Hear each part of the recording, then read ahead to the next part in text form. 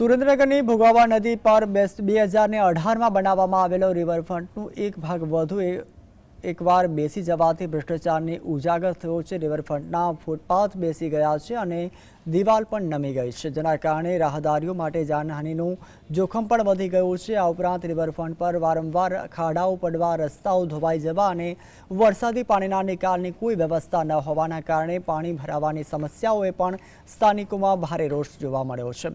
આ ઘટના રિવરફ્રન્ટના નિર્માણ ઉપયોગમાં લેવાયેલી સામગ્રીની ગુણવત્તા અને કામગીરીની દેખરેખ પર પણ સવાલો ઊભા કરે છે।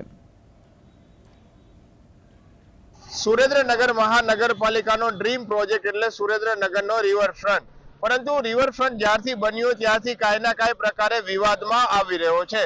રિવરફ્રન્ટના કામમાં ભ્રષ્ટાચાર થયા હોવાની રાવ ફરિયાદ છે તે સતત ઉઠતી હોય છે। વરસાદ આવે ત્યારે રિવરફ્રન્ટનો જે રોડ છે તેના ઉપર ગાબડાઓ પડી જતા હોય છે અને ધોવાઈ જતો હોય છે।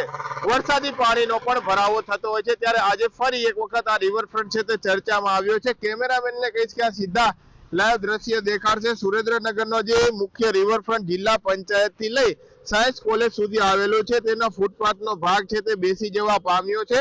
આ ઉપરાંત જે ભોગાવો નદી ઉપર બનાવવામાં આવેલા રિવરફ્રન્ટની જે દિવાલ છે તે પણ ઘસી પડવા પામી છે। તાત્કાલિકપણે રિનોવેશનનું કામ શરૂ કરવામાં આવે તે જરૂરી છે, કારણ કે રાત્રિ દરમિયાન શહેરીજનો છે તે અહીં ફૂટપાથ ઉપર ચાલવા આવતા હોય છે અને વોકિંગ કરવા માટે પણ આવતા હોય છે।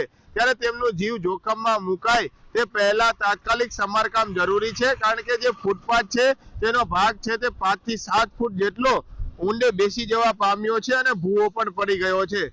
જે રિવરફ્રન્ટ ઉપર ભોગાવો નદી ઉપર પાળી બનાવવામાં આવી છે તે પણ 2 થી 3 ફૂટ જેટલી ઘસી પડવા પામી છે। હવે તાત્કાલિક સમારકામની માંગ છે તે ઉગ્ર બની છે। રિવરફ્રન્ટની કામગીરીમાં ફરી એક વખત ભ્રષ્ટાચારનો બોલતો પુરાવો છે તે હાલ સામે આવી રહ્યો છે। અજલ ચૌહાણ, GSTV ન્યૂઝ, સુરેન્દ્રનગર।